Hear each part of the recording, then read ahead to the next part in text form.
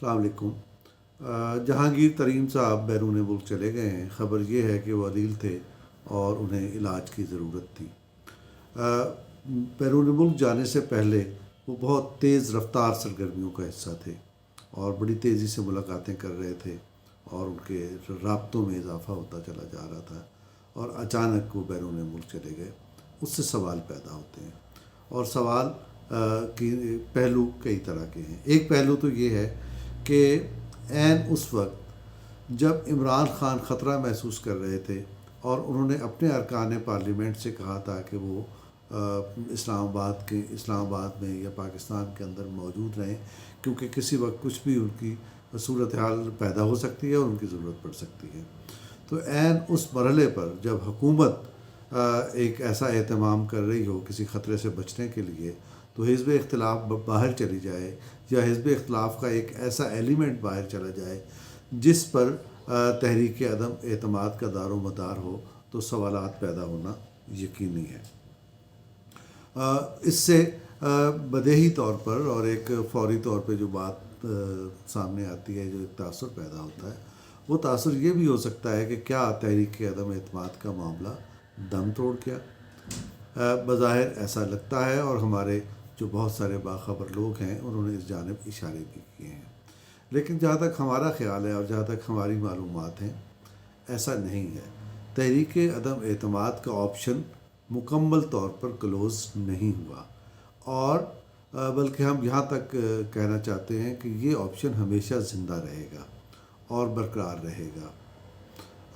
خاص طور پر یہ جو روس کا دورہ ہوا، عمران خان نے روس کا دورہ کیا ہے، اس دورے کے بعد تو اس قسم کے اقدامات کی اہمیت مزید بڑھ گئی ہے، کیونکہ روس کا دورہ اتنا تباہ کن اور ہلاکت خیز تھا، جس کی وجہ سے ہر طرف، چاروں طرف، یعنی ریاست کے اندر گھنٹیاں بج گئی ہیں کہ ایک شخص ایسا بھی ہے اس ملک میں، اور ایسا بھی وزیر اعظم آیا ہے جو کسی کی سنتا نہیں ہے اور ریاست کے مفادات کو بھی پیش نظر نہیں رکھتا، اور وہ کر گزرتا ہے جو اس کی سمجھ میں آتی ہے، یا جو اس کے قریبی لوگ اس کو مشورہ دیتے ہیں وہ کر گزرتا ہے، چاہے ملک کے ساتھ جو بھی ہو۔ تو ایسی سچویشن میں تحریک عدم اعتماد سمیت وہ تمام آپشن جو اس حکومت کے لیے مسائل پیدا کر سکتے ہیں، وہ ہمیشہ زندہ رہیں گے، وہ کبھی ختم نہیں ہوں گے۔ تو پھر بنیادی بات کیا ہے؟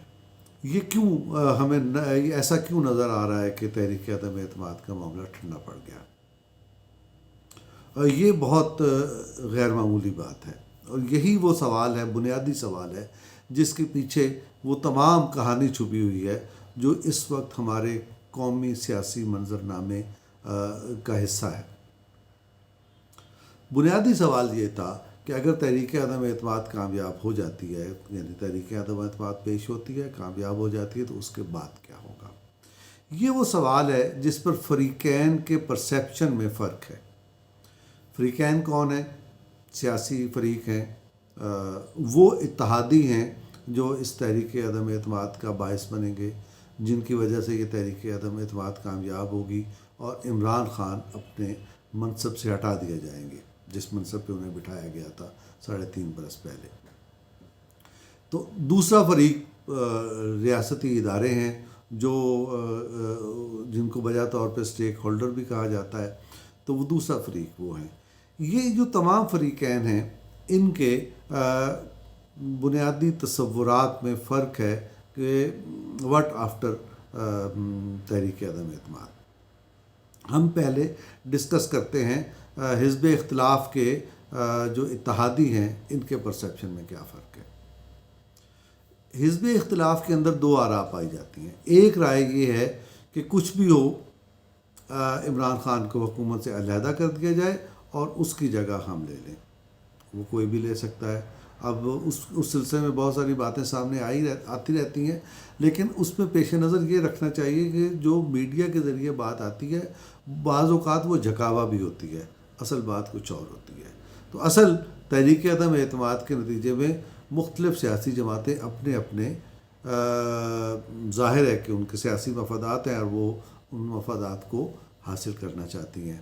اس میں پاکستان پیپلز پارٹی بھی شامل ہے، اس میں مسلم لیگ کاف بھی شامل ہے، اس میں جمعیت علماء اسلام مولانا فضل الرحمان کی، یہ بھی شامل ہیں.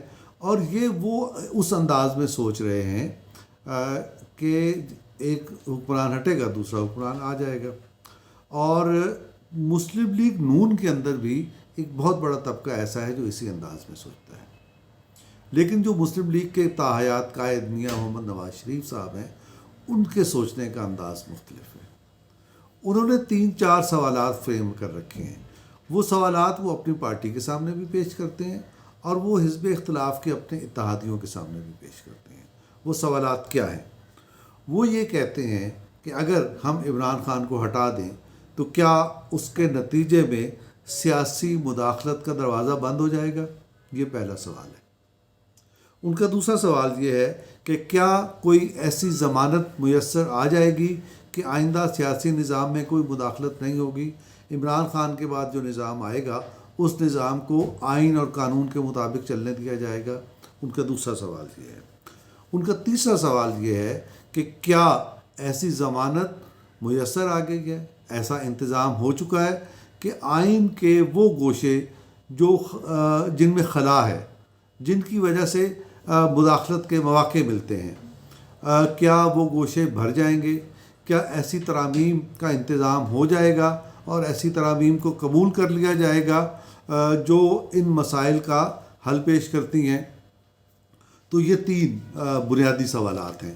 وہ یہ سوالات اپنی پارٹی کے اندر بھی کرتے ہیں اور وہ اپنے اتحادیوں کے سامنے بھی کرتے ہیں.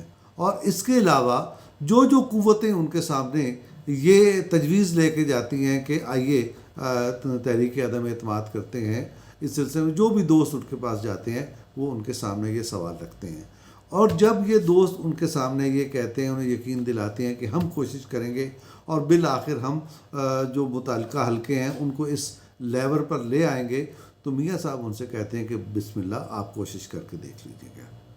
آپ کی کوشش کامیاب ہو جائے تو میں دل و جان سے آپ کے ساتھ ہوں اور ہم اس تحریک عدم اعتماد بھی کریں گے اور عمران خان کو گھر بھی بھیجیں گے. لیکن اگر ایسا ممکن نہ ہوا تو پھر کیا ہوگا؟ تو اس کا جواب جو ان تجاویز کے محرکین ہیں یا جو یہ تجاویز لے کر ان کے پاس پہنچتے ہیں یا جو یہ پیغامات لے کے ان کے پاس پہنچتے ہیں، جب ان کے پاس اس سوال کا جواب نہیں ہوتا تو خاموشی چھا جاتی ہے. یہ اس خاموشی سے مراد ہے ڈیڈ لاک جو پہلے سے موجود ہے، وہ ڈیڈ لاک زندہ ہو جاتا ہے اور میاں صاحب اپنی بات پر واپس چلے جاتے ہیں اور کہتے ہیں کہ بالکل آپ نے کوشش کی، شکریہ، آپ کے خلوص کے بھی ہم قائل ہیں اور آپ کی سیاسی وزڈم کے بھی ہم قائل ہیں. لیکن اگر ہم نے اسی جگہ پر جانا ہے جس جگہ پر 70-75 سال سے واپس چلے جا رہے ہیں، تو پھر ہمیں ایسی تبدیلی کی ضرورت نہیں ہے. تو پھر ہم ایسی تبدیلی اسی وقت کریں گے جب اس تبدیلی کی ضرورت تمام سٹیک ہولڈرز محسوس کر لیں گے اور ان کے سامنے ایسا کوئی چارہ کار نہیں رہے گا. اب سوال یہ ہے کہ میاں صاحب کتنے 100 سال اس کا انتظار کریں گے؟